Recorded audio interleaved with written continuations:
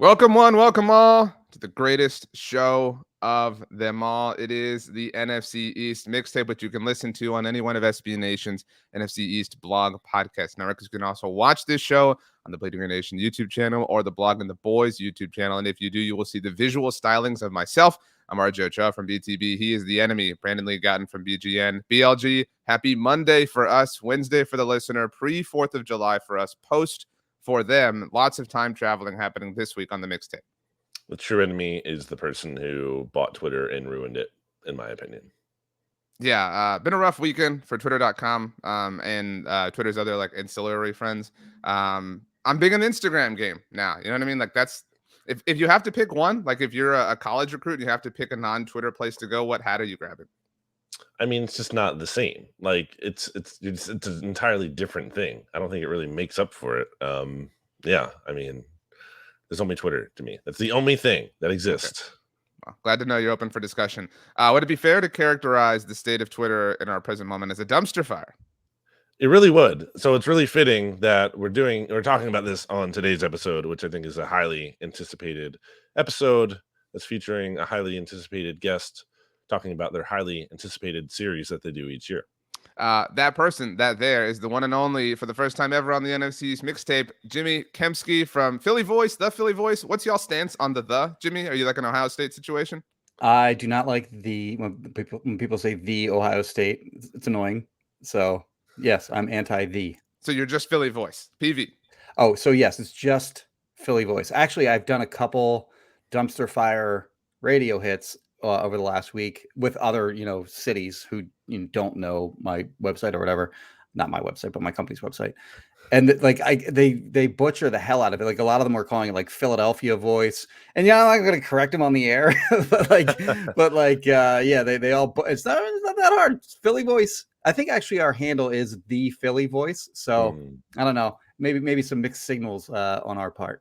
Maybe a good thing Twitter's dying then, because if that's your handle, you know what I mean? We'll get rid of the confusion. Wow. Well, as Brandon said, this is the first time you're here to talk about the dumpster fires. You've been on BGN Radio, which is where this show lives, partially at least. I don't know how you want to do this. Like you're the pro when it comes to discussing this. Should we go like? Do you want to start with the Cowboys and pick like? Should I like defend one of your points? Should we go bottom up? Should we go maybe the? Let's go Cowboys first. I think Cowboys are always a good. I was going to maybe say Commanders first, but let's throwing off the order of the show. RJ also not letting the guest dictate the show. I actually think so. Jimmy, we normally discuss matters in divisional standing order. So right, yeah. So like this whole offseason, the Eagles have been front and center. Sure. But I do think, if you hear me out, Brandon, bit of a spin zone here. This is the Eagles first. Like this is the Eagles. Joy first. You know what I'm saying? Like we're catering to the Eagles fans first and foremost. If we, put the Eagles on the stand first, we'd piss them off right away. Is that not fair? Jimmy, there's a reason Jimmy did the Eagles last. Is there not, from Philly Voice, not Philadelphia Voice? I do them last every year because the first couple years I did them, I think it was only the first year I didn't even do the Eagles. So because I cover them year round and I bash them enough as it is. So I just skipped them the first year, and then people were like, "Well, why aren't you you're not going to do this for the Eagles too?" And I thought, you know what, I probably should just do them too. So I started doing them. So they always wound up being last, and Cowboys always lead off because they got more fans than anyone else in the world. Yeah. So they're an obvious starting point for me as far as that series goes. Wow. Okay. I will say, I think this is the first time you and I ever podcasted together, Jimmy. I remember hearing a long time ago, like in a tweet, somebody was like, some Cowboys fan was like, Jimmy Kempski sucks. And then somebody was like, he sucks. But when the Eagles suck, nobody trashes them harder than he does. So I respect him. So this is an appropriate series for that. Brandon too, but Brandon goes pretty hard on them as well. Well, I didn't know I'm coming for that title. Yeah, I didn't know Brandon. We both hammer them when they're not good. And there are others too. We're not the only ones, but yeah, we're equal opportunity smashers of the Eagles. Yeah. So did you hate Jalen Hurts last year too? Do you currently hate Darius Slay? Is that where this lines up? I'm not as down on Slay as BLG is. And last year, I don't know that we were necessarily down on Jalen Hurts. It was more just kind of let's see which we were both on the they should trade for Russell Wilson. And so were they. Track. So that's been sort of the tough one to live down, I guess. But yeah, we were more in sort of like, we're not down on them necessarily. We're just, let's see it. Okay. 10 reasons why the Cowboys will be a dumpster fire. Number one is the Cowboys have become a loser organization. Pretty simple, pretty straightforward. I don't think anyone under the age of 40 is like protesting this.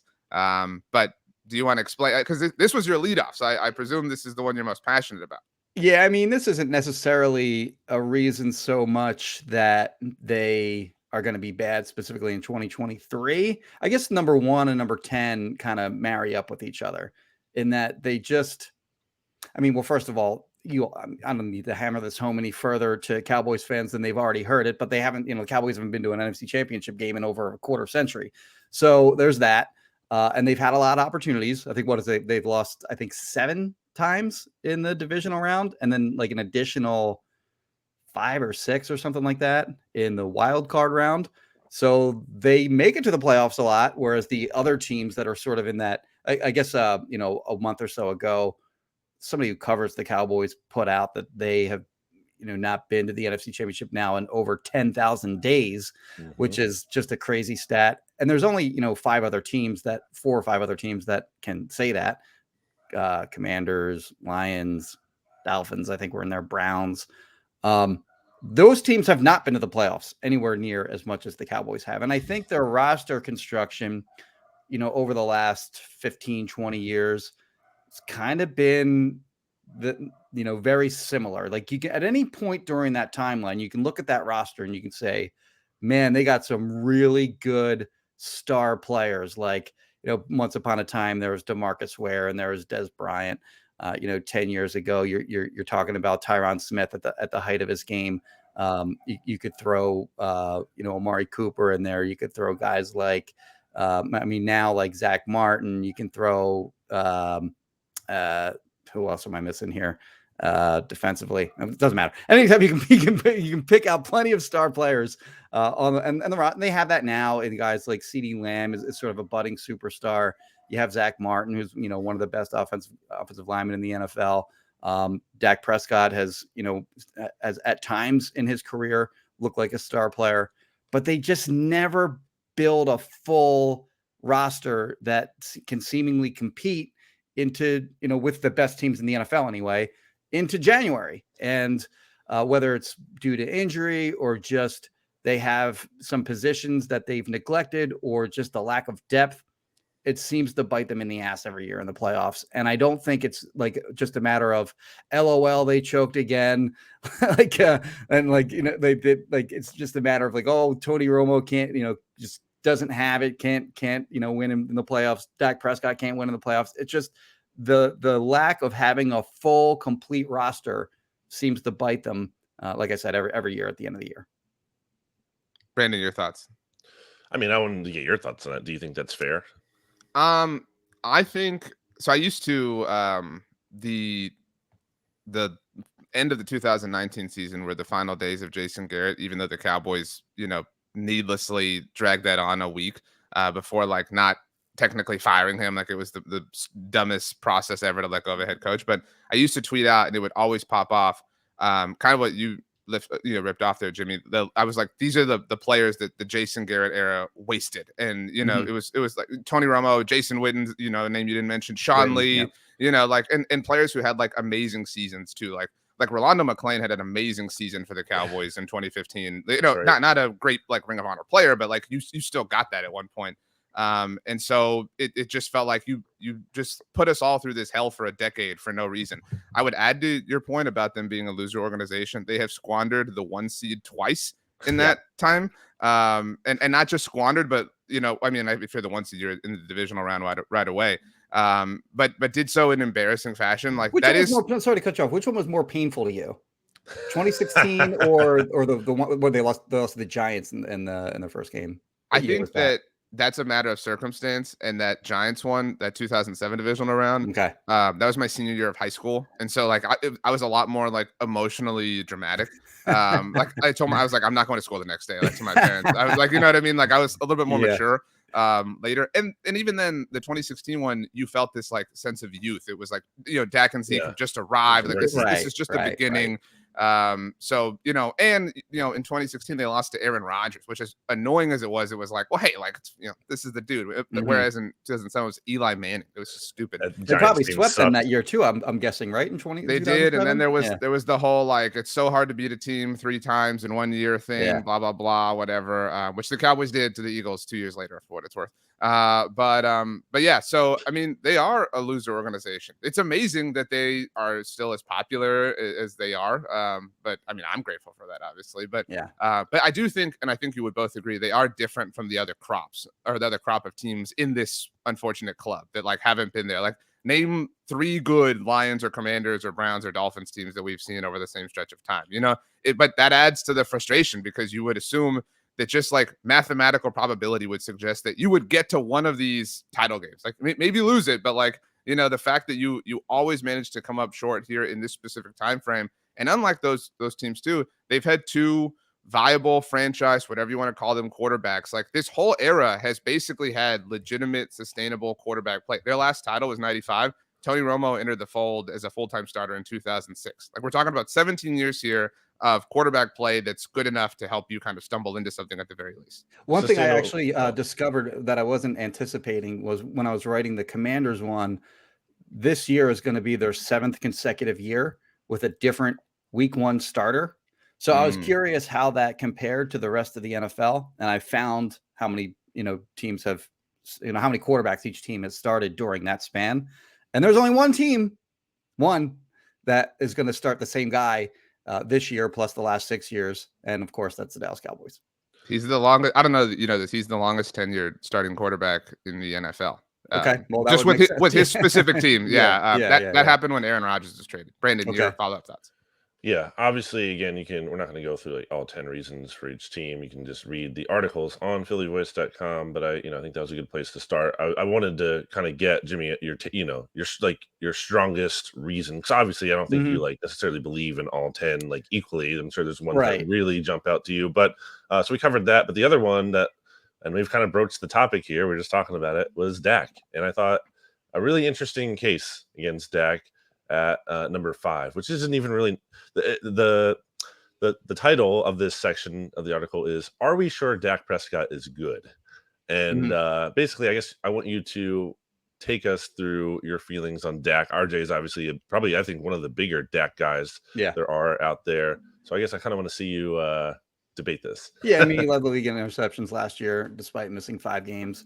But for me, it's more than that. Like, he's not the same player he was 5-6 years ago when he was a running threat, and more specifically a running threat in the red zone. I mean, he scored a lot of touchdowns. He was the type of quarterback in a lot of ways similar to Jalen Hurts, in that he could power through tackles. He can break arm tackles, and he was willing to sort of get yards after contact. That's over. Like, after he suffered that gruesome leg injury, he just doesn't run much anymore. He didn't run the year after, of course, which you would expect. But then even a couple years, removed from that injury, last year in 2022, averaged like 15 rushing yards per game, which puts him basically in the bottom half of NFL quarterbacks in that stat, which is, really surprising to see. And it's not that he can't do it, he just doesn't do it. And I think because, if he's just not going to use that part of his game anymore, he becomes a lot easier to defend, and the Cowboys offense becomes a lot easier to defend, in that he's not the dual threat that he once was when he was, extremely dangerous in years 2, 3. Well, first of all, his rookie year 2, I guess, but earlier in his career. His first touchdown in the NFL was a rushing one, so I think that was like the rap on him originally. But he was never Jalen Hurts. Like, I mean, to be very clear here, like the Jalen that we all kind of know is like the end of the spectrum. But he was never that. He did have the occasional, get out of the pocket, move around, run around, whatever. He had a rushing touchdown, for what it's worth, in the wild card win in Tampa. And I remember tweeting then, Twitter's been a really popular subject. I can't imagine why. But I remember tweeting then, like, this is a lame like sports thing, but it was like, man, this dude like really wants it. Like, it was such a like desperate, touchdown, but like in a good way. You know what I mean? Like, you could really tell that like whatever, disposition he has held, that like, hey man, we're going to hold off, whatever, it was like everything's out the window in the playoffs, which was really cool and exciting to see. So I mean, I agree, I guess, that he's not the runner that he once was. But again, I just like I don't miss that. It wasn't like, it's not like I'm longing for days for him to run, but I think he might. I mean, if you, and this, I want to come back to this in a moment. If you buy into Mike McCarthy's, we're going to run the ball thing. I would only push back on the Dak front. And there's a little bit of self-admission from you in the article on this that, and like, I think there's been this cyclical nature with quarterback discussion where people are like, well, what does he do? Blah, blah. And then it's like, well, Jalen Hurts is on a stacked team. So it's like, it's okay to be a really good quarterback on a really stacked team. It's okay to have a front office who understands you're awesome and wants to help you out. And Dak was not in that position last year. And hasn't been in a few years. And that's why I think there's a lot of Cowboys fans excited and hopeful that the Brandon Cooks acquisition, the fact that they were able to kind of maintain some prominent pieces on defense really helps. I mean, he has felt like somebody who's been fighting with one hand behind his back. I mean, he's the only, franchise quarterback, so to speak, of the last handful of years whose team allowed him to play out the tag. That isn't Kirk Cousins. You know what I mean? That a team that isn't run by fools at the time. I mean, this is not a functional football operation that he plays in and for. And so he has to overcome that. That doesn't, make him better than he is. But I mean, those are slights that he has to deal with that I think people on this side of the fence, are more willing to acknowledge on a daily basis. He's a top what quarterback in the league? I always say top 6, 7, 8, and that line kind of floats like on a week-to-week basis, right? Like every week that finishes, Patrick Mahomes is probably like the best quarterback in the NFL, right? And then like in a given week, your top 5, like I think it's probably not as fluid, but your top 5 are what?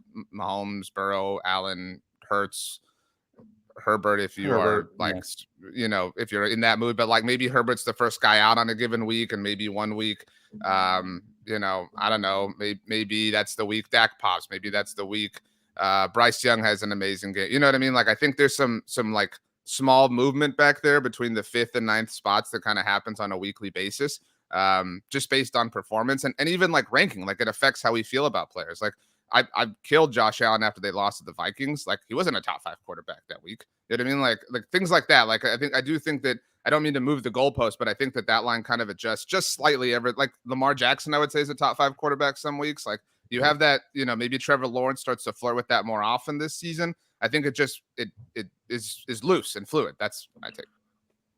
Do you both agree that he's the second best quarterback in the NFC at worst? I mean, because you had I don't know that, like, I'm not bragging about that, but I saw Jimmy, you scoffed at the notion that some people think he's the best, right? So like, I mean, you can't say he's better than Jalen Hurts at this point. I mean, there's just no argument for that. But yeah, he's certainly number 2. And I don't think there's really anyone that close. Like, who would number 3 be? Geno? Derek Carr, Geno, like I would say Cousins. I don't hate him like most do. But, and maybe like some people would be like, Matthew Stafford won a Super Bowl. Like, you ran into that kind of stuff. But Stafford is I think is a reasonable enough. If he's healthy, sure. He was not healthy last year.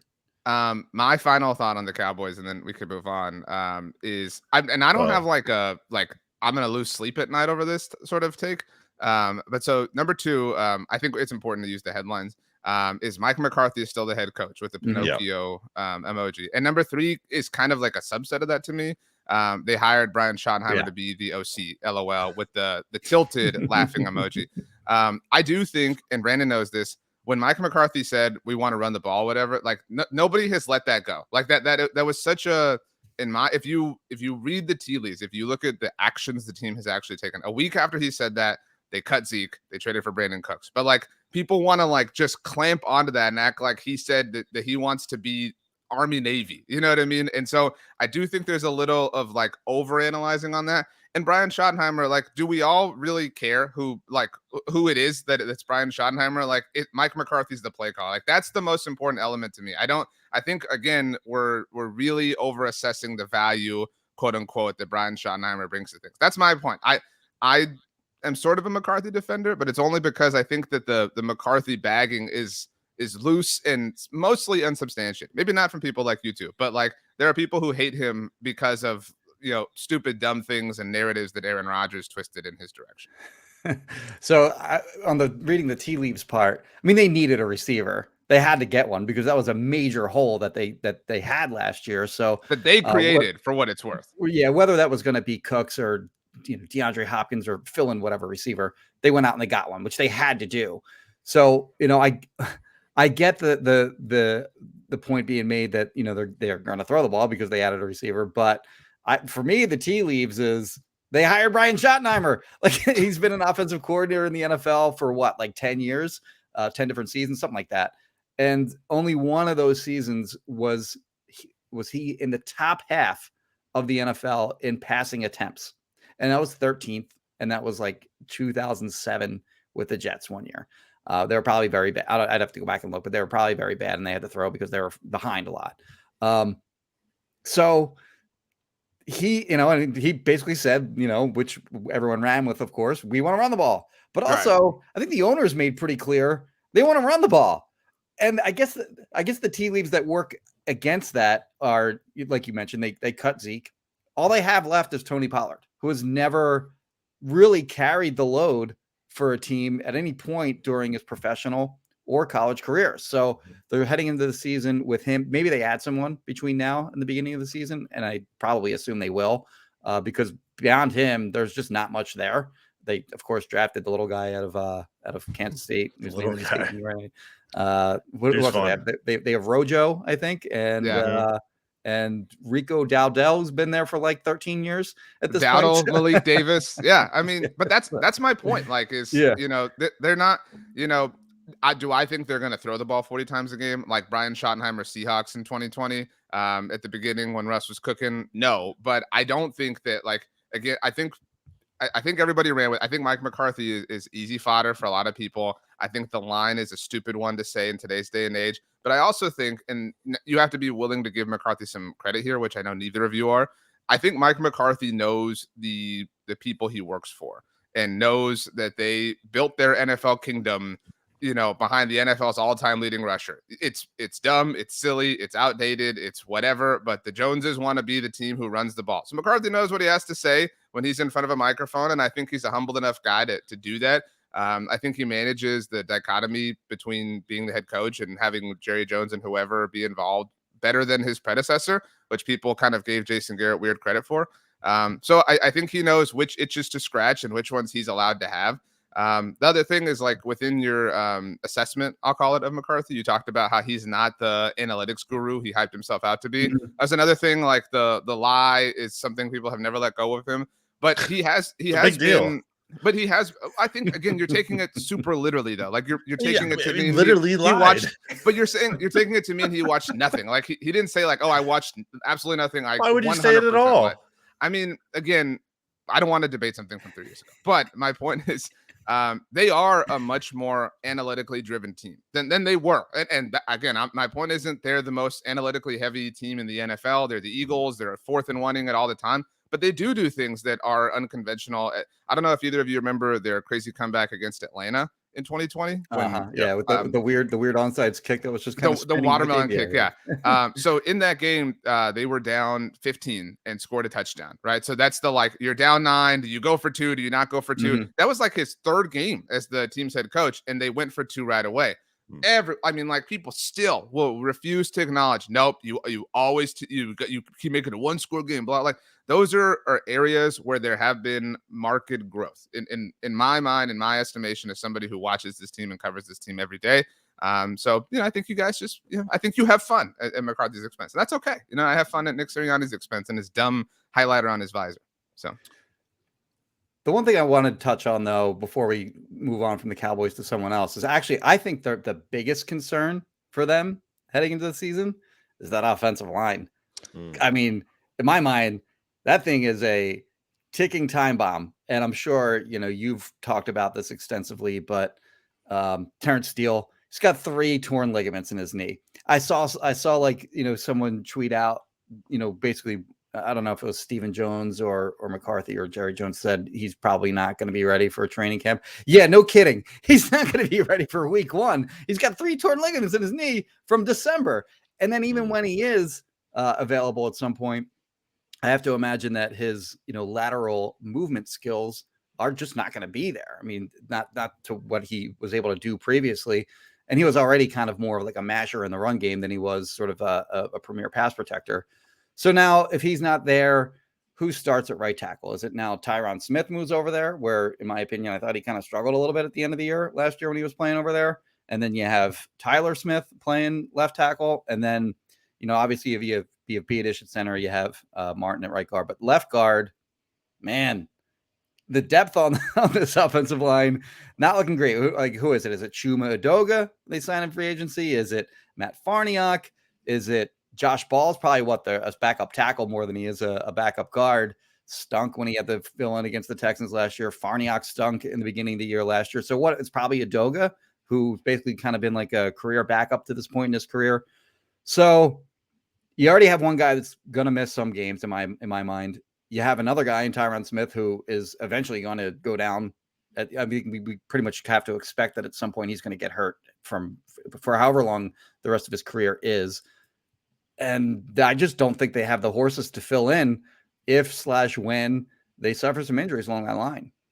I think that's really fair. Brandon would agree. I trashed them for their approach to this last year, and Tyler Smith saved them when Tyron Smith, to I wouldn't even say your point, the collective point, Tyron Smith predictably went down right before the season started. Mm-hmm. Jason Peters helped save them too. Like, they were really great at kind of managing things in spot duty and just kind of and I think that's where Cowboys fans feel a lot of unease. For so long, it was really chalk, like who your offensive line is, like left to right. And so now it's like, this is how the other half lives. You're right. Like the line you listed out, like your projection for their starters is, I think, how most people agree it should be. There's a lot of people who want Tyler Smith to start at left tackle right away. And then it's a matter of like, well, what are you going to do with Tyron? Are you going to play him at right tackle? What about if Terrence Steele is healthy? Are you going to still do that? The Cowboys have thrown out the idea of playing Terrence Steele or Josh Ball at left guard. That could just be gamesmanship or whatever, but they've talked about it at least publicly. Terrence Steele playing guard makes sense because he's not going to have that lateral agility anymore. Well, so maybe but then again, like, so even if after you find the amalgamation you like, it's if you're like, I want Tyler at left tackle, I want Tyron at right, and I'll put Terrence Steele at left guard. We just talked about how Dak Prescott is the longest tenured quarterback in the NFL, starting quarterback. He has never had Tyron Smith for a full season, ever. The last time Tyron played a full season was 2015. Yeah. So what happens when that happens? Are you kicking Terrence back over to right tackle? Yeah. Are you playing Josh Ball at right tackle? Matt Waletzko was the fifth round pick they got for Amari Cooper last year. He didn't play it all last year, but there's a lot of hype. I mean, you know how it is this time of year. Yeah. So that's I agree. That's the largest level of that's the most objective unease that you can find with the roster. There's a lot of points where you can be really optimistic about what they've done. And I think you can find computations that you like here, but it's like, if we turned injuries off, then cool, like let's ride. But injuries are a factor that they're likely going to have to deal with, plus regression from injuries, which obviously, to your point, takes time. Brandon. Mm-hmm. All right, time to move on to another team. But real quick, before we do a little fact check, that 2007 Jets team that Jimmy mentioned when Shoddy was like 13th in passing attempts or whatever for the first, they were 4-12. So yeah, there's some game script going on there. Game script. I do want to toss this out just for whatever context you think it is. Marty Schottenheimer gave Mike McCarthy his first job in the NFL. Like he's, so like, I mean, I'm not promoting nepotism by any stretch of the imagination. Sounds like but you are. But this is the way the NFL works. Like, I think we're all, you see that all the time, like when it comes to coaching. So he Brian Schottenheimer is a McCarthy guy. Like, I think that's his biggest qualification for this job, is he is somebody who's close to Mike McCarthy, who happens to be the play caller for the offense. All right, who are we moving on to next? I think we should do the Eagles. I think we should do the Eagles because we usually do Cowboys, Eagles at the top, and then we do Commanders, Giants towards the end, because we actually don't care about those teams at all, and then we don't talk about them, and the listeners complain about that. Is that fair, RJ? I do think that's fair. And again, like my logic of catering to Eagles fans first, now we should cater to Cowboys fans. This would be, I think, the one that Cowboys fans would enjoy the most. So like, and you're like do either of you know who Giants or Commanders fans hate the most right now? Like, who would you say? The Giants fans definitely hate the Eagles more than any other team. No question about that. I don't know about the Commanders, but the Commanders probably don't like the Cowboys very much. That's a much longer rivalry, much more established rivalry over time. Giants fans freaking hate the Eagles. Have owned that team. They've won 25 of the last 31 in that matchup. The last time the Giants swept the Eagles was 2007, and the Eagles have swept them 8 times since. So like, it's been total domination. They beat them 3 times last year. So, and 2 of them were like, basically over by the second quarter. So yeah, that's a team that, I mean, they hate Nick Sirianni. There's just a lot going on there with Eagles Giants. 2007 getting a lot of shout out here with the Giants sweeping the Eagles and Brian Schottenheimer's Jets. Okay, Yeah. so number one, just to kind of start things off. And the Cowboys 1 seed loss against the Giants was and that was There the you 2007. and so that was the sweeping of the Giants that they failed to do the 3-1 year. So again, great times. Anyway, they lost a bunch of starters. I think that was always going to be the criticism of the Eagles. So it is what it is. 1 and 2, I think, kind of marry together. You can tell me if you disagree. A lot of their best players are getting pretty old. Yeah. Fletcher Cox is your kind of bright shining example in this sense. Your point. Yeah, on the losing a lot of players, I thought they lost fewer players than I was expecting. I thought they were going to lose James Bradbury, for example. But the guys they did lose, they lost both their starting linebackers. They lost both their starting safeties. I think Javon Hargrave is one of the most underrated players in the league. Like, awesome play. You look at he had 11 sacks last year, and if you look at him, if you cut him up, you watch him. There's maybe like one where it's the variety of the quarterback just kind of, landed in his lap and it was an easy sack, which, a lot of defensive tackle sacks come that way. No, this guy was like wrecking interior offensive linemen, and he can win with speed. He can win with power. Him not only leaving, but also going to another NFC contender. I thought that really hurt with him, going to the San Francisco 49ers. But anyway, that's a big loss. The linebackers pre-2022, when you're starting guys like Nate Gary, season killers. So like last year, they finally got some, quality linebacker play from TJ Edwards and from Kaiser White. Those guys are gone. Now you're putting a lot of eggs in the Nakobe Dean basket. Played like 20-something snaps last year in the regular defense. So, unproven player. And then the other spot is probably going to be a training camp battle between Nicholas Morrow and Christian Ellis, who, only Eagles fans listening to this we don't know who he is. So it's two guys that are, you wouldn't feel super comfortable if you have to start one of those two guys. So the safety position, I don't think is quite as bad, but you lose CJ Gardner-Johnson, who led the NFL with 6 interceptions last year, despite missing 5 games. It's a loss of production there. So you lose him, you lose Marcus Epps, who is just kind of a serviceable type starter, and now you're bringing in Terrell Edmonds, who's an experienced veteran safety. You got Reed Blankenship, who played well enough when he had opportunities last year, and a rookie in Sidney Brown. So not only do you have a lot of guys that are probably more than likely going to be not as productive as the guys that are outgoing. Like they drafted Jalen Carter. Milton Williams is sort of waiting in the wings for a bigger role. I fully expect both those guys to be productive in some way, but are they going to are those guys' snaps going to be as productive as the snaps that Javon Hargrave gave you last year? And the answer is probably no. So I think as a roster overall, they got a little bit worse. And then on the other side of the ball, you lose Isaac Seumalo. Again, really underrated player.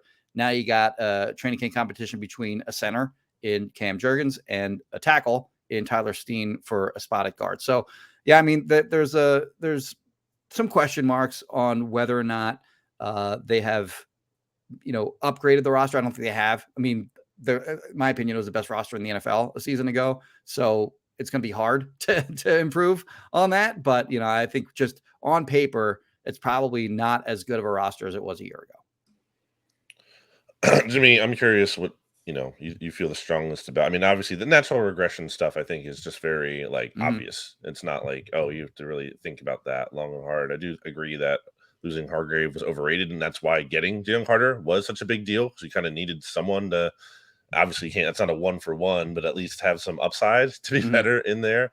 You can't just rely on Jordan Davis getting better from year 1 to year 2. I guess one of the more interesting points that I thought on your list was that number 5, they still haven't beaten any good quarterbacks. Yeah. This is a pretty crazy list when you look at like the last 25 quarterbacks, basically, and this includes some combos in here for games where the starter got knocked out. Certainly, most notably, Brock Purdy. But I'll just read the entire list. Yeah. Are you ready for this, RJ? Yeah. This is not in order, is it? Or like this is chronological. So where does the Wash Matt Ryan start? What week of 2021? That was week 1, 2021. So you went all the way through from 2020. Okay, gotcha. Okay.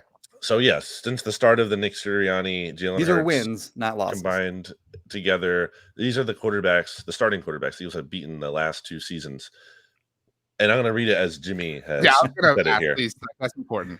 Yeah. Washed Matt Ryan, Sam Darnold, pre-resurgence Jared Goff, Teddy Bridgewater, Trevor Siemian, Zach Wilson, Garrett Gilbert, Mike Glennon / Jake Fromm, Taylor Heineke, Jared Goff, Kirk Cousins in primetime, Carson Wentz, Trevor Lawrence before he became good last season, Kyler Murray, Cooper Rush, Kenny Pickett, Davis Mills, even more washed Matt Ryan, Aaron Rodgers with a broken thumb, Ryan Tannehill, Daniel Jones, Justin Fields, Davis Webb, Daniel Jones again, Brock Purdy / Josh Johnson / Christian McCaffrey. So Which one are you list. most proud of? Like which what's the mantle hanging on in y'all's office?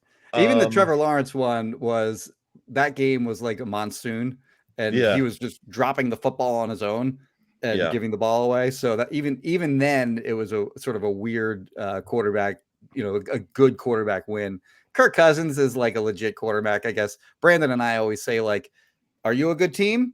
Yeah. And the litmus test is, did you beat Kirk Cousins? Yes, no. Okay. So if you beat him, you're good. Mm-hmm. I think I was like one of the last people to like abandon Kyler Murray as like a prospect in the NFL. Like I kind of, even last year was like, I don't know, man. Even now, like if I'm in the right mood, I can talk myself into it. So I would feel a little bit optimistic about that.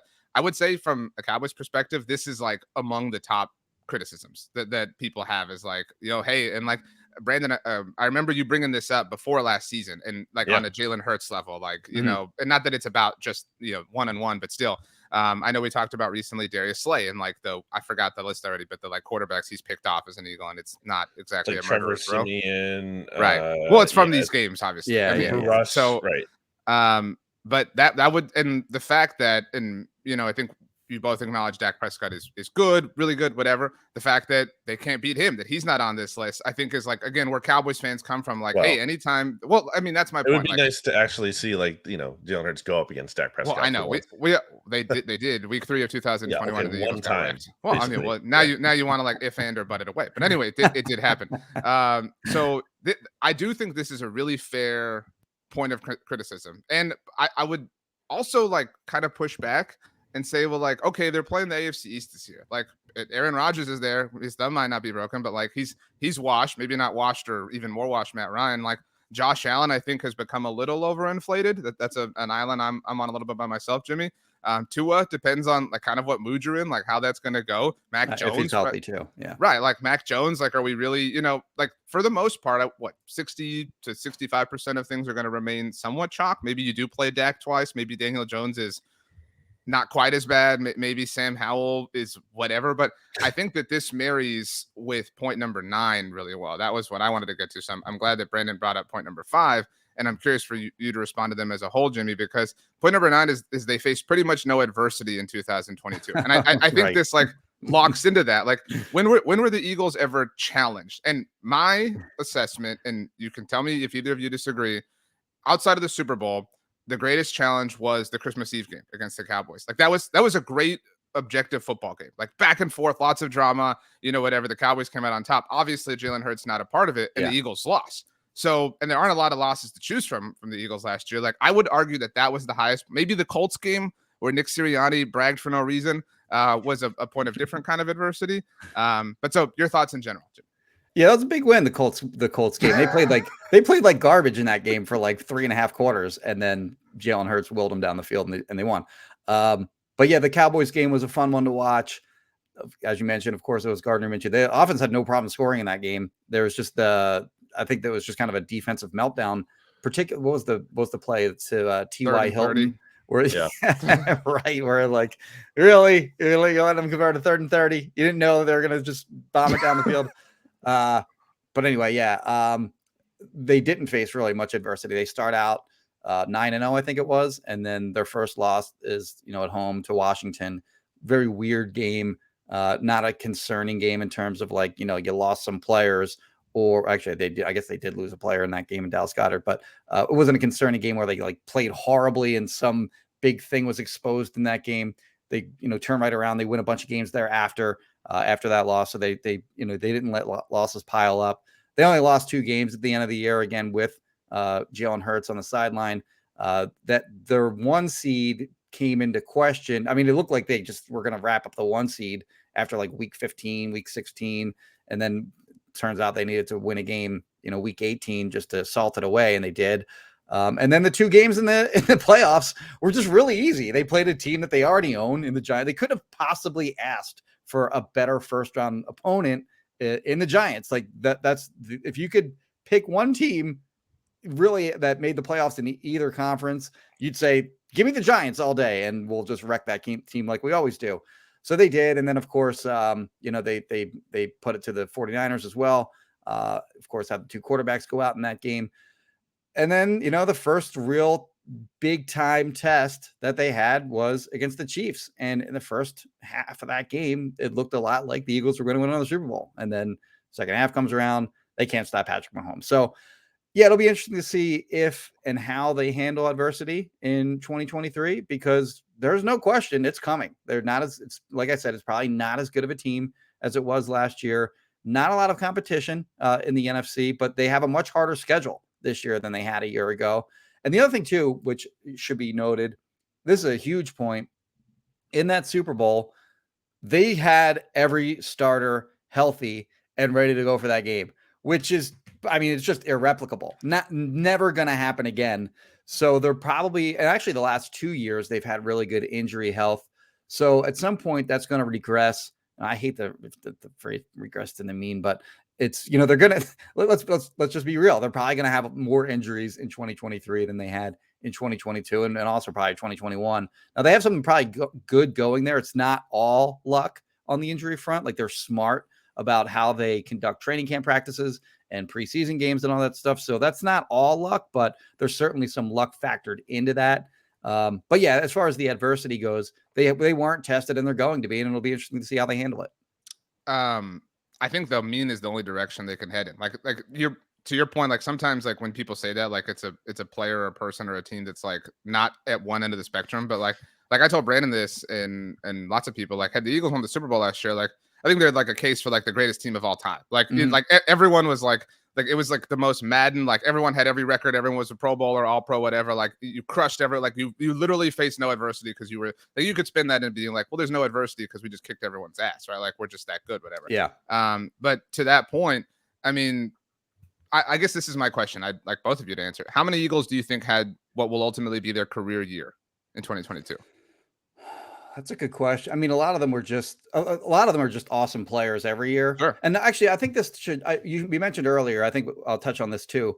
You mentioned the age of a lot of their best players are their oldest players too, and that which makes sense for a lot of teams because you have to if you're good. I mean, you have to remain in the league as long as into your 30s. You have to be good, but they actually have more 32 plus year old starters than any other team in the league. And it's four. It's Jason Kelsey, it's Lane Johnson, it's Darius Slay, and it's Fletcher Cox.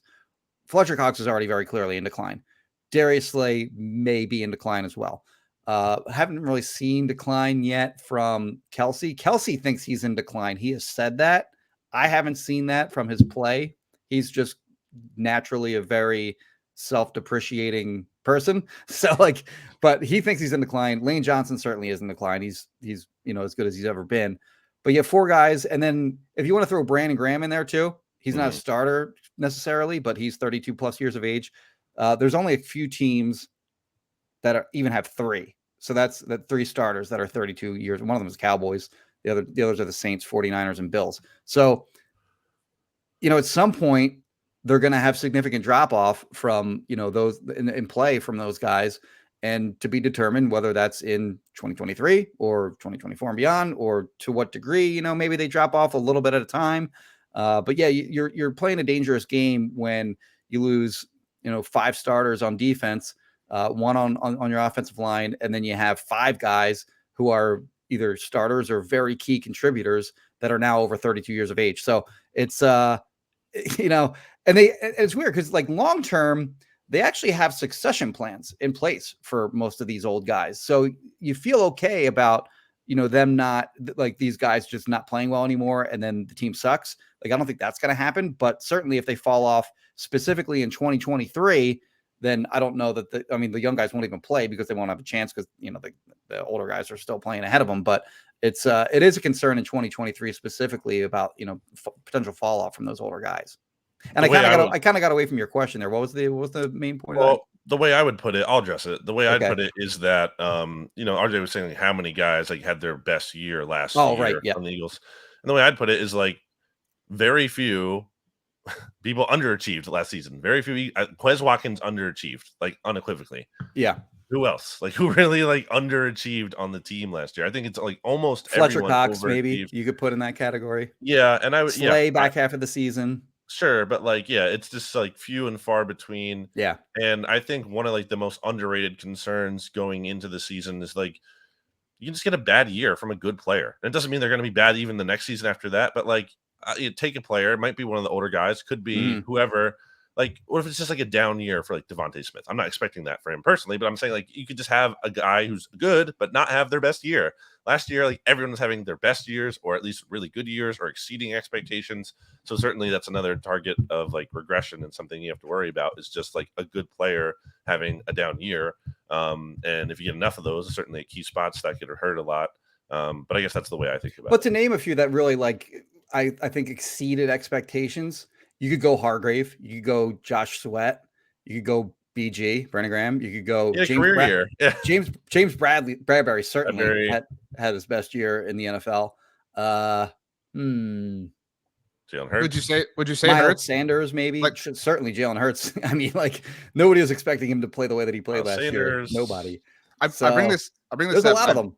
I've mentioned this before to Brandon, and I know he loves it. Now it was a long time ago. I heard Bill Simmons talking about Jason Tatum as a rookie, and he was like, "This is the worst he's ever going to be." And I remember thinking that, I remember understanding the logic behind it, but I remember thinking that's not necessarily true. Yes, to your point a minute ago, you have to be really good to be in the NFL or NBA, whatever, forever. But you could have the greatest year of your life as a rookie. It's totally I thought that might have happened to Micah Parsons a year ago as an example, but it still could happen to Micah Parsons.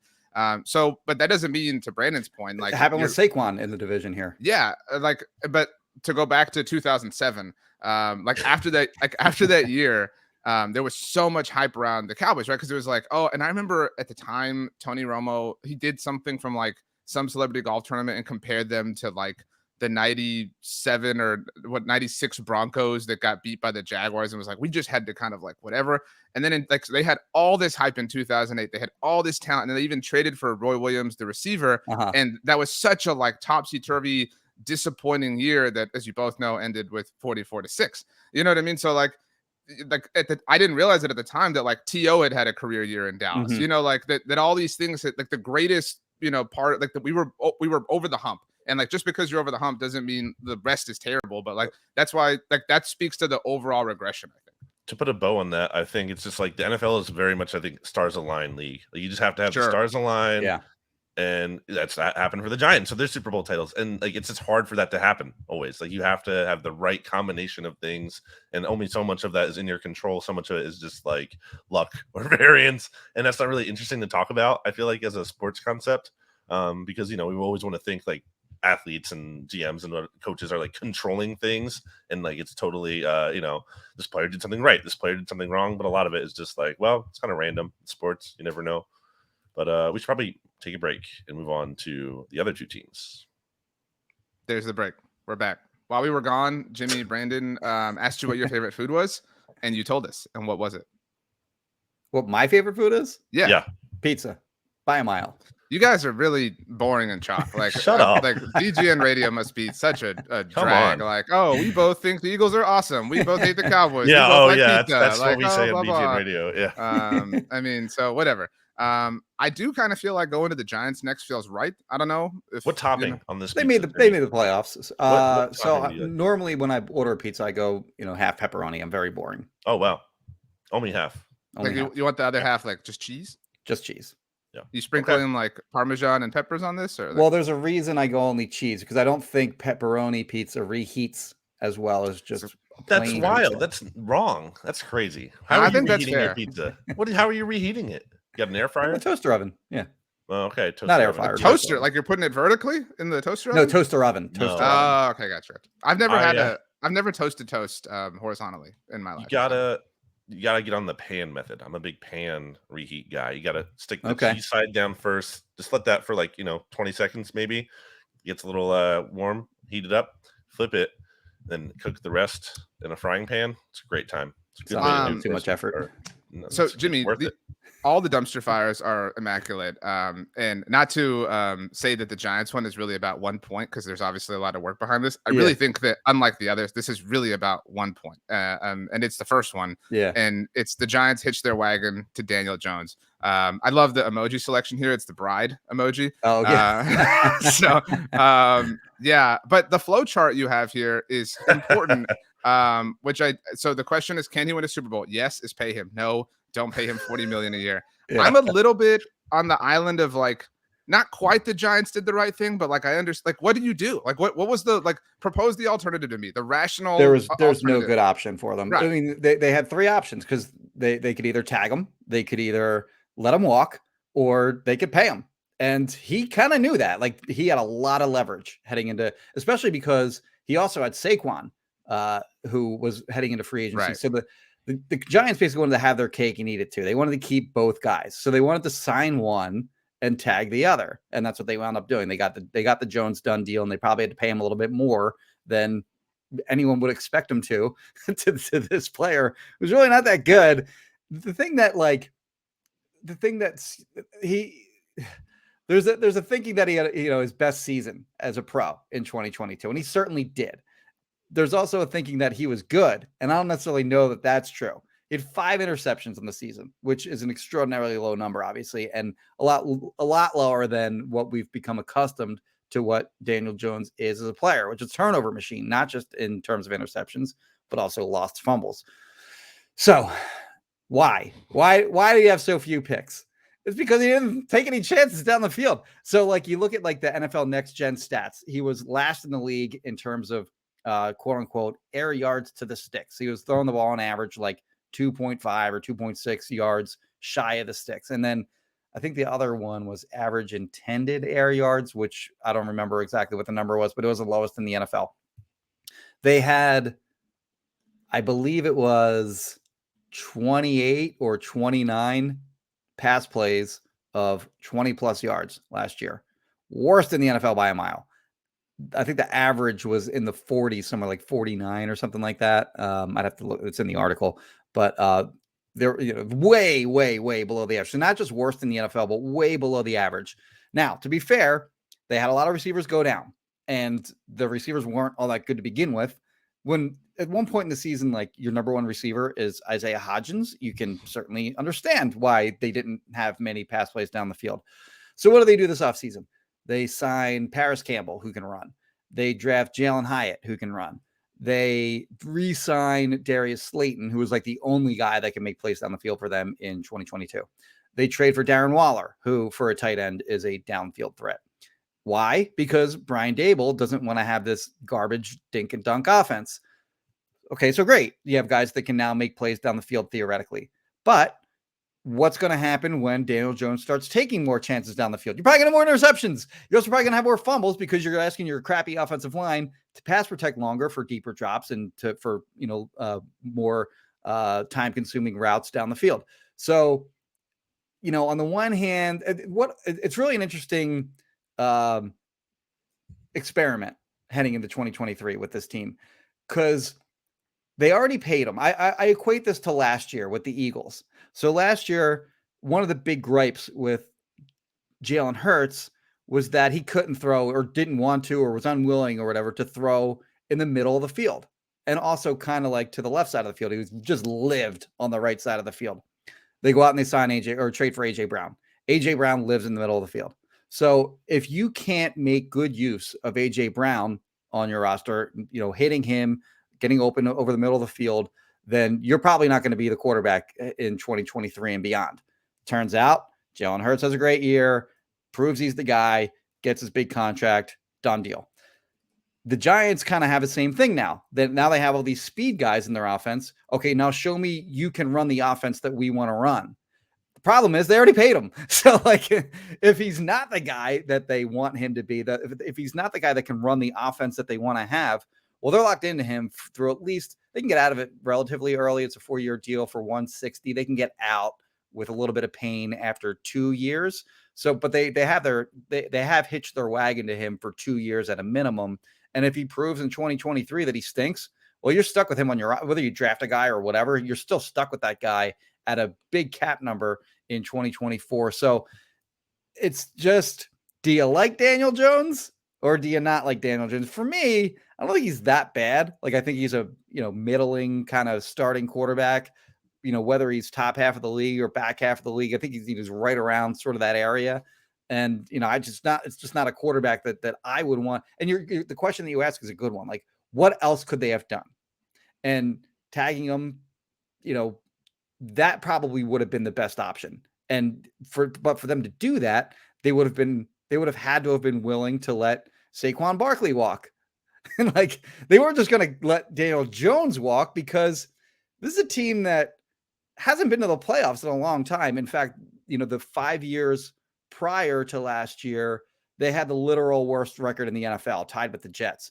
So they can't sell to their fan base, okay, we made the playoffs, now we're just going to get rid of our starting quarterback who, played to, most people's assumptions well last year. Career year. He can't sell that to a fan base. So you're right. They're screwed no matter what they did. And in my opinion, I think this is from an outsider's view, like a non, like no emotion attached to it whatsoever. No, like, don't care about whatever the repercussions are of the fan base or whatever. For me, their best option is just let Daniel Jones walk, because who cares? You're not going to win a Super Bowl with him anyway. That's the easy thing for me to say. It's also not realistic. Right. But, so that's what they did. Or ultimately, that's not what they did. They signed him to a $40 million a year deal. Yeah, I think it kind of reminds me of, it's different, not apples for apples, but like my thinking on the Sixers this offseason has been like, there's no good option really for what they have to do moving forward. But so then my goal was kind of like, do the least worst thing.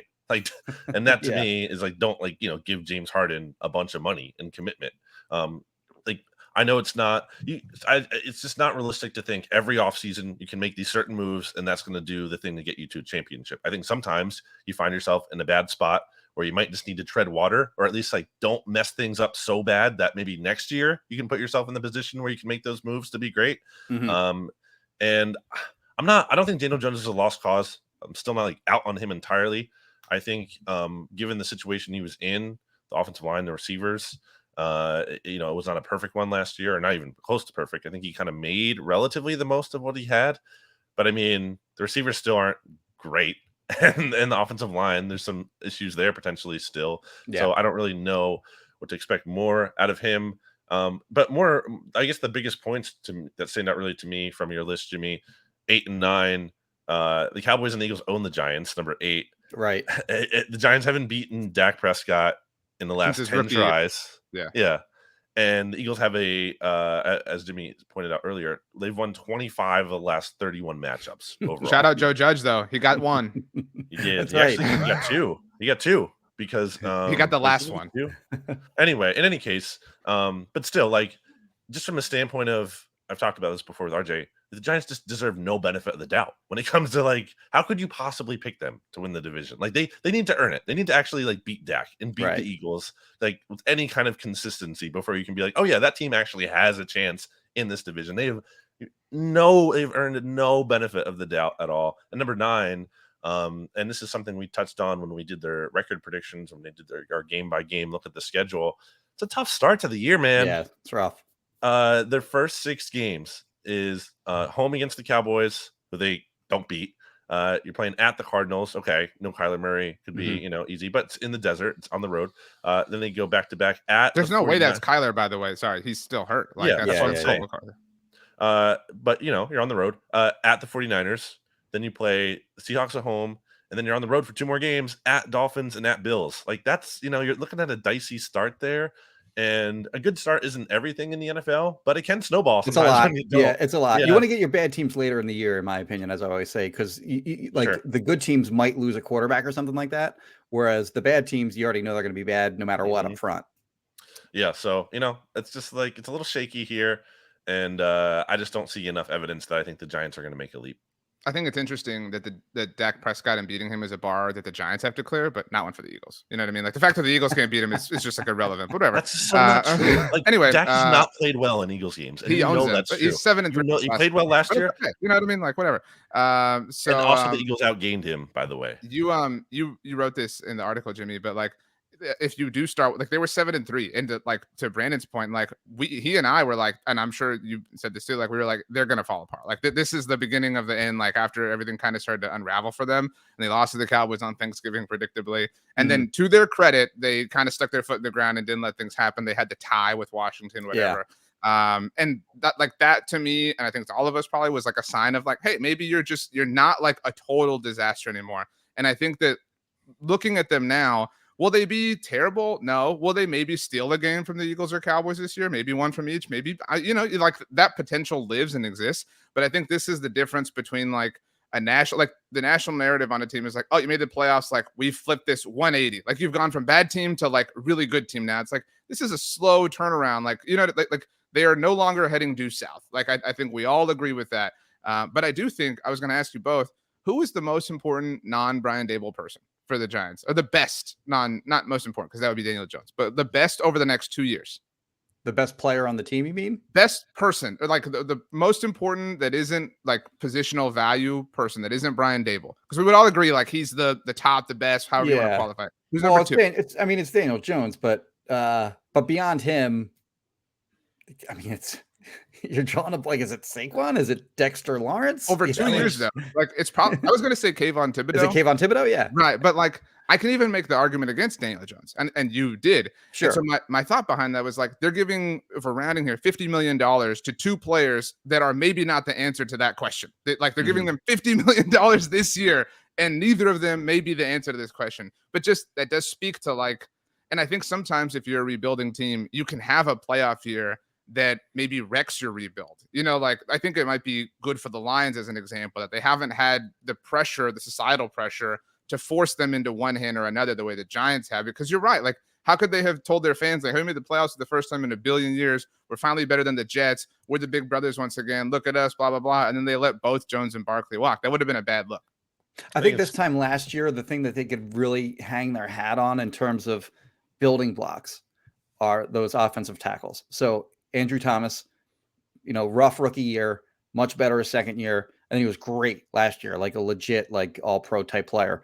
One of the 5 best left tackles in the league, probably. They draft Evan Neal, 7th overall.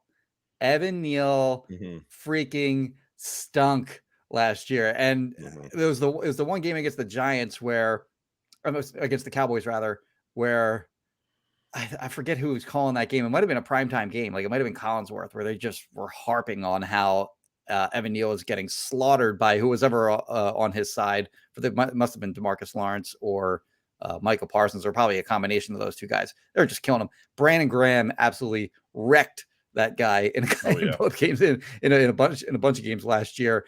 So, and Hassan Reddick for that matter too. So Evan Neal owes Andrew Thomas like everything, because Giants fans and media and whatever were very slow to criticize Evan Neal the way that they did Andrew Thomas a few years ago, because they, Andrew Thomas ultimately proved them wrong. So now they weren't like all in on like criticizing Evan Neal because, Andrew Thomas stunk his first year, but he became one of the best tackles in the league. So their assumption, I feel like, my vibe anyway, is that they feel like Evan Neal is going to have the same career path as Andrew Thomas because they just saw it firsthand. I don't see it that way. Evan Neal was horrible last year, and that is a glaring, gaping hole. And again, this time last year, that was probably, that they got their bookends for the foreseeable future. I don't know that they can really feel that they have that now after the horrible rookie season that Neal had. Yeah, I'm optimistic, or I have hope that he can get better, just because I still like the pedigree, athleticism, size, Alabama. That I'm not ready to say he's a bust yet. I'm probably more optimistic, but I could be dead wrong. So to me, it's Joe Shane, because I just think this Giants team still needs the pieces. They don't have. It's not like they have the horses and now it's about like making it work. I still do not have the horses. So I think he has to navigate that. And obviously any GM needs to draft well, but especially this one, Sure. after committing to this quarterback, like he has to find a way to stack this roster and like close the talent gap between the Eagles and Cowboys that was clearly there. And the best. That's a big reason why no one believed in the Giants last year, because it's like, okay, they have this record, but the talent, you just look at the roster, the talent's not there. So I still think he needs to close the talent gap. I think Dable has done enough to where you believe that he can kind of make the most-ish, at least, of what he has. But if you don't have the horses at the end of the day, then it's just not good enough. Yeah. Yeah. Dable is like a great chopped chef, but like, you need some legitimate ingredients at a certain point. It's like, dude, we can only have you make like something delicious out of like eggs and frosted flakes. Like, Yeah. You know what I mean? Wow, Okay. Last one, Jimmy. 10 reasons the Commanders will be a dumpster fire this season. Brandon once famously said that he would prefer the combination of Ron Rivera and Alex Smith to Mike McCarthy and Dak Prescott. No, I did not say that. That may be the worst thing that That's I have not ever true. heard Brandon say. That's not true. I did not say that.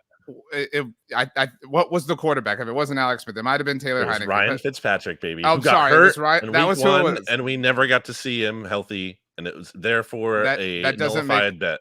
That doesn't make the take any better. The head coach, he got hurt.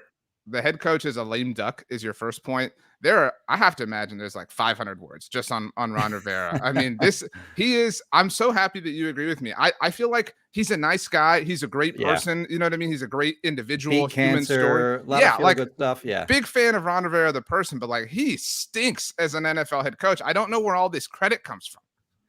It's just mind blowing that I forget who they lost to. It was a crucial game at the end of the season last year. It was week 17. So they still had another game left, but they lost. And then in the post-game press conference, he got asked something to the effect of like, well, what if you're eliminated later today? And he was like, he like cocked his head and he looked at the reporter and he was like, kind of like, what are you talking about? And he was like, well, you're eliminated from the playoffs if the Packers win later today. And he was like, oh, okay. He didn't know. He did not know that he could be eliminated, which is just freaking like mind-blowing to me. How, as the head coach, do you not know what the elimination like scenarios are when, first of all, every fan the club that follows the Commanders closely sure as hell knew what the elimination scenarios were. But at some point, isn't there some analytics nerd that just finds you during the week and says, oh, hey, Ron, by the way, if this happens and this happens, we're eliminated. And if this happens, then we're good and blah, blah, blah, blah. You kind of have to know that stuff because at the end of the game, if it's like maybe going to go to overtime or you're in overtime and you have to know like what the sort of scenarios are, if you win, tie, lose, whatever, that's all important stuff in terms of like strategic, the way that you're calling the game strategically at that point. It's just crazy that he didn't know. It's just nuts. But then also the track record that he's had since he's been with the Commanders, like they asked him to come in and sort of help fix the culture, which, I mean, talk about like monumental tasks. You can't hold that against them when you have this owner who's just running around, creating a new scandal seemingly every week. But record wise, they're 22, 27 and 1. And if the owner wasn't selling the team this offseason, he'd have been fired. I mean, like, there's no way he'd have gotten a fourth season, but they didn't fire him because Daniel Snyder didn't want to pay out the rest of his contract when he's selling the team anyway. So basically, he just remains with the team out of sheer luck that the team is getting sold. And actually, it's not even sold yet.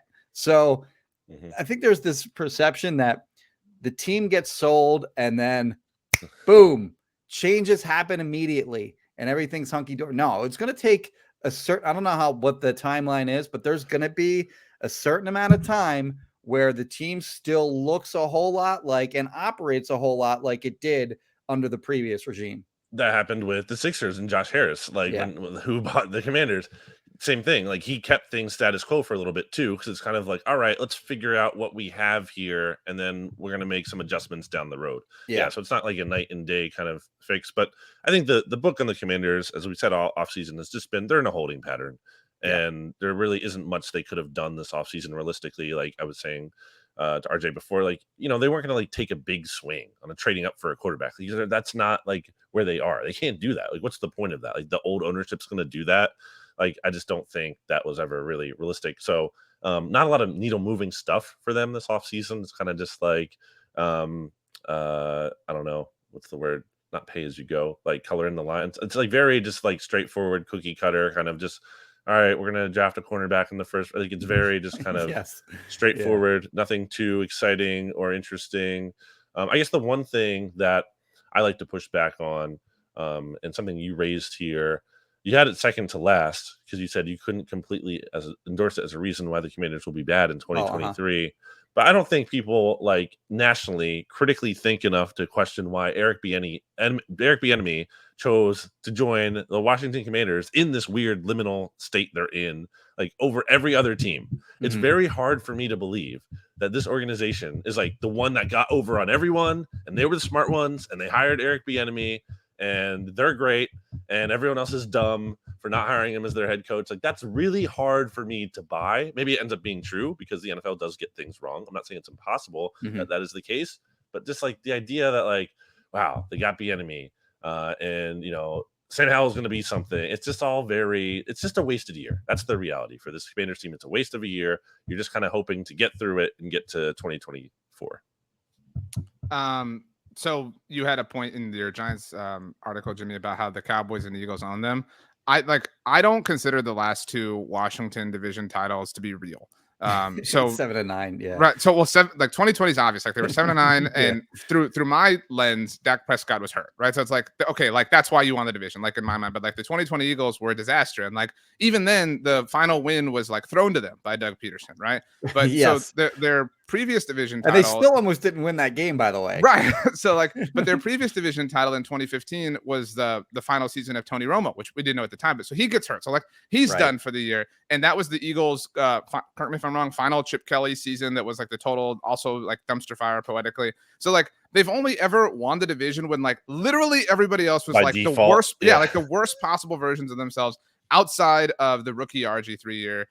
Which even then, what were they, like 2-7, and they like clawed back. So like it always takes this like comedy of errors from their division rivals for things to go their way. So like, I mean, if we talk about like benefit of the doubt, like, or anything, like I'm just not willing to give it to anybody. And it's a little bit harsh, but I'm not willing to give it to anybody, like even on their team. I think you talked about Chase Young. We were all kind of willing to be like, okay, well, they got this like generational pass rusher. Like, but how much are we really worried about that? But like, even that kind of looks a little bit suspect, obviously. They didn't pick up the 5th-year option, et cetera, et cetera. I think sometimes we overlook and sometimes overblow certain things. Like y'all make a big deal to Mike McCarthy, run the ball comment, whatever. But other things don't get enough tread in my mind. And that's your point number 5, how they always have a lot of injuries. You reference the NFL player team report cards and how they are like last in everything like that. I mean, does it matter as much as like being aggressive on 4th down? No, but like this matters in a non-zero way. Like who enjoys going to work for the Washington Commanders in any capacity? You know what I mean? Like, like what is the reason that anybody likes working for them? Yeah. And start with Chase Young. Like he got heat his rookie year because he missed OTAs. And then last year, they're like, oh, he's just going to be on PUP. Like he's going to be back. Don't worry. His rookie year, the year after he got injured, he also missed OTAs, which people excused because he was recovering from his ACL tear. And then this year, they, like you mentioned, they don't pick up his 5th-year option, and he's got everything in the world to play for this year. Like wherever he winds up in 2024 and beyond, he's got everything to play for. In 2023, what does he do? He misses OTAs again, which like it was like him and 2 other guys. Like missing OTAs, not a big deal if you're like a respected veteran, been around the league for a long time, have actually a resume to point to. I've done this, and this. You don't miss OTAs? By all means, go right ahead. But for this guy to miss OTAs, it's crazy that he thinks that he's above his teammates to just skip out on OTAs when he's got so much riding on a season. But yeah, he's turned out to be a big disappointment. Actually, this was a point that I had in there that I wondered how it would be received by like Commanders fans and whatever. And they actually thought I undersold it. So like they're like, yeah, he's a bust. Like he's not becoming a bust. We view him as a bust right now. So yeah, I think that's all. For me, I just look at this team, and I mentioned earlier that, you know, for the 7th straight year, they're going to have a new week 1 starting quarterback. And what are we talking about here? We're talking about Sam Howell or Jacoby Brissett. It just looks like another year like any other. Like Sam Howell kind of reminds me of like, remember the year they started or they were going. I don't remember if he actually wound up starting week 1 or not, but like John Beck. Like Yeah. Their fans sold themselves on John freaking Beck. John Beck. And then Jacoby Brissett, like him a lot. Like he actually played great reasonably person, well. great, yeah, like kind of like Ron Rivera, right? Totally with you. You know, kind of like borderline starter, certainly a great backup. Mm-hmm. He's like Ryan Fitzpatrick to me. You know what I mean? Like, you're not winning the give. If he's your starter, you can feel good about watching him and whatever. And you know, he's gonna win some games, but you have a 0% chance of winning the Super Bowl if he's your starter heading into the season. So it's that. I mean, that's where it kind of just begins and ends for me with the Commanders, and they're scheduled to be 4th in the NFL. Excuse me, in the NFC East in terms of like Super Bowl odds or whatever, and rightfully so. It's funny because the NFC East hasn't had, or you mentioned like their divisional wins in the past. And of course, there hasn't been a repeat NFC East champion in almost 20 years, back when the Eagles did it in 2004, 2005.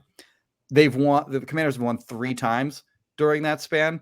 And then I actually looked to see how many times the team that won the division was favored to win the division the next year.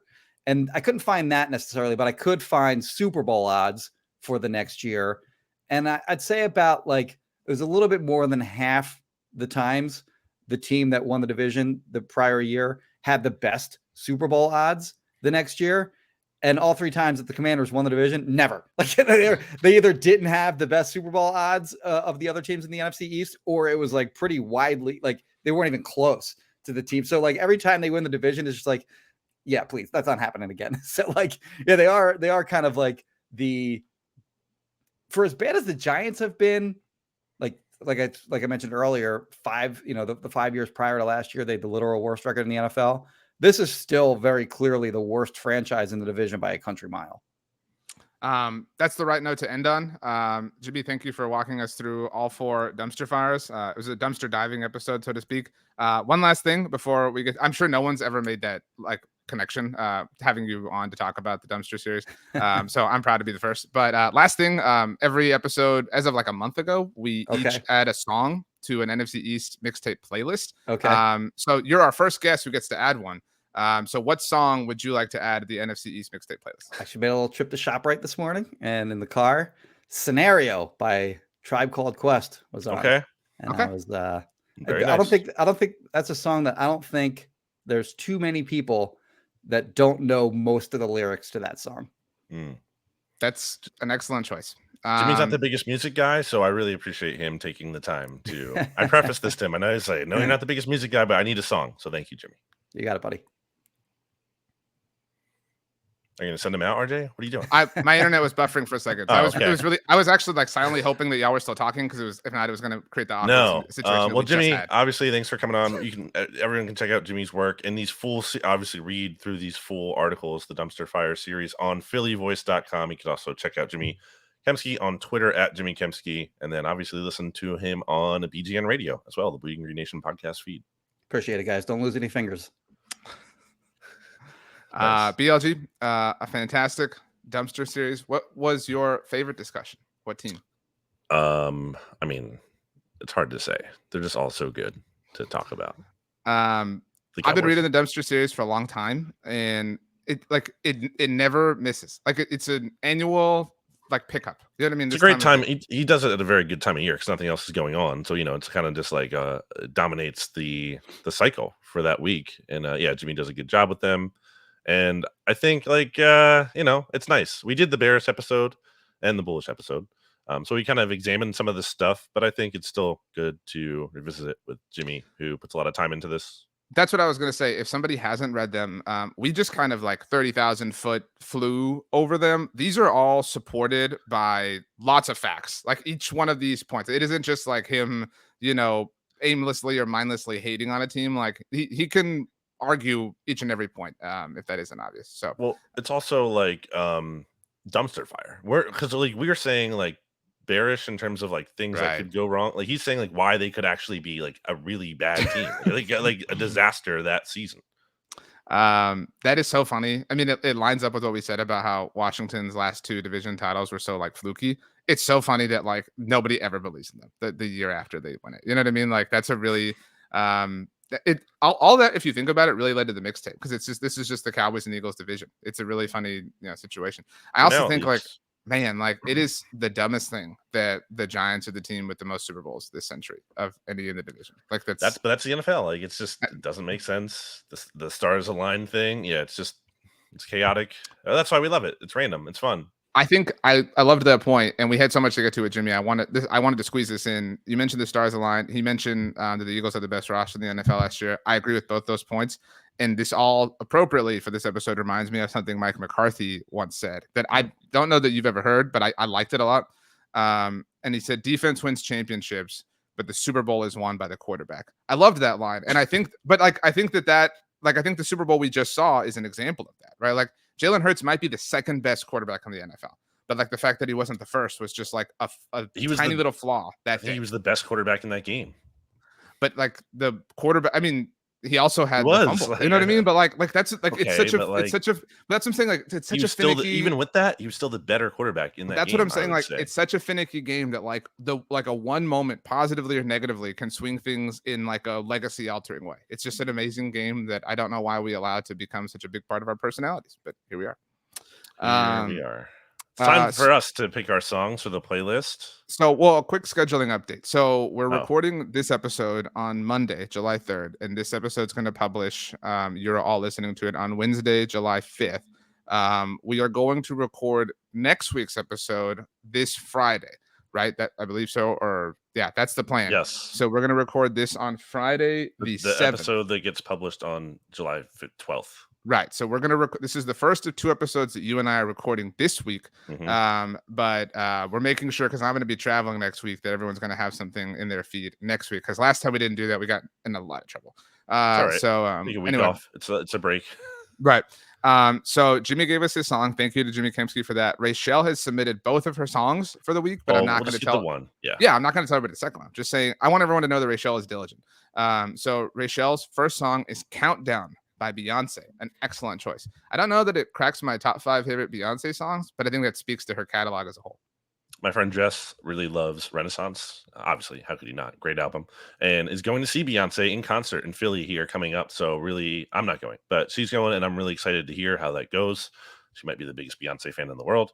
So great pick by Jess. Should ask Rachelle if she's going to any of the Beyonce tour. Where's the concert? At the link? Yeah, I believe... Or no, I think it might be at I guess so. That or the Sixers venue, the Wells Fargo. I don't know. One of those two. It's definitely a stadium venue, of course. Right. It's not the park, right? For sure. Okay. You want to go first? You go first. Speaking of, no, not speaking of anything, but I did the Hot Ones challenge. I meant to bring that up earlier. All the 10 sauces with the wings. My friends were visiting in town. Did that last night. I have a quick question. Yeah, because I actually recently discovered Hot Ones, the show. Oh wow! So where have you been?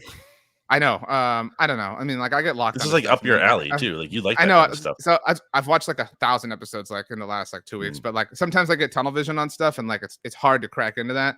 But anyway, so my question is is this a popular thing that people do in their own lives? And I don't know. So how did you have to buy all the sauces, and did you dress one wing with each sauce? Is what was the you can buy the kit, and they send you all the flavors from the current season. That's shout out to my friend Ivy who did that. And then we got 20 wings plain from somewhere, and then no free ads. And then she individually prepared each one in a little jar that I had that has a lid on it, so you could shake it up, put the sauce in, shake it up, wash it out each time. And I gotta say, the bomb really is that bad. It's literally the second it tasted my tongue, it's just not a good flavor. The flavor is it's just bad. It's you and Jennifer Lawrence, you understand the same pain.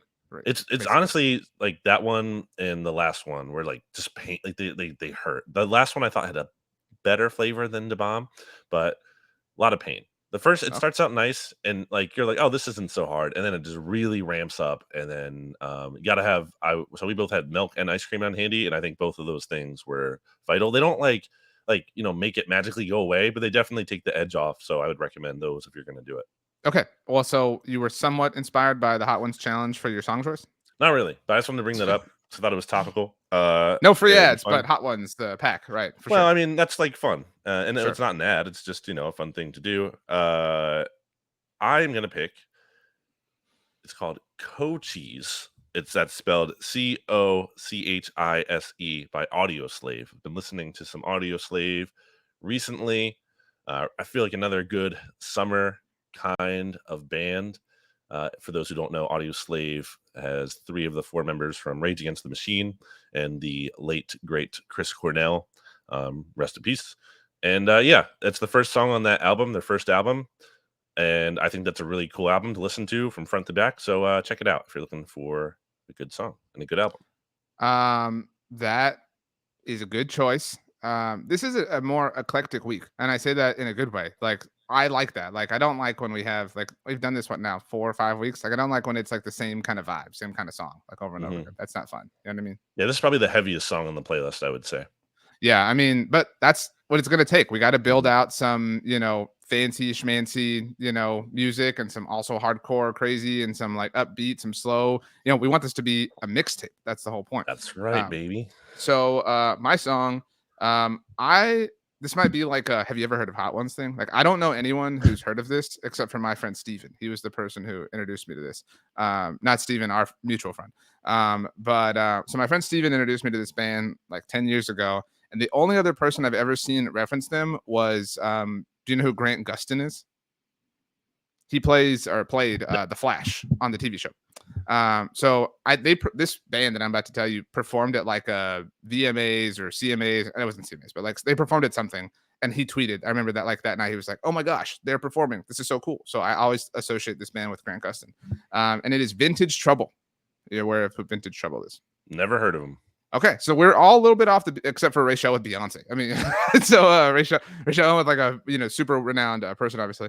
The song is called "Still and Always Will." Some great guitar, like bluesy sort of riffing, and I think people will enjoy it. It's a great song to like have on in the background of like a cookout or something like that. Well, by now everyone has celebrated the 4th of July, but for you have the gift of being able to listen to it on your 4th of July.